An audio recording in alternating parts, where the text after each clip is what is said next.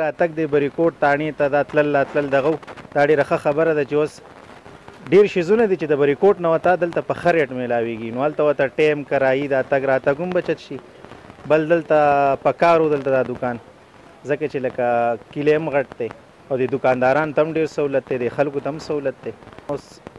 هر سړی خو خپلې پیدې ته ګوري پیدا خو ورته پکې دا دی چې ټایم ورته بچت کېږي کرایي ورته بچت کېږي که نه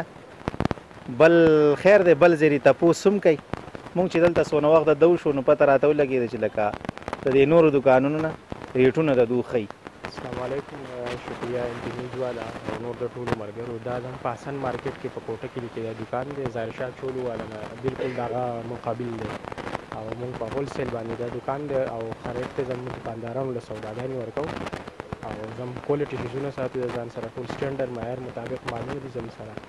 هغوی له کوټې په بریکوټ بازار زموږ د دې کوټې کلي نه له کوټې لرې دی او موږ خپل کوشش دا کوو چې په کوټې کلي کم دکانداران یې هغه موږ له دلته نږدې راځي نو یو خو به هغوی ته سهولت او بل چې دی نو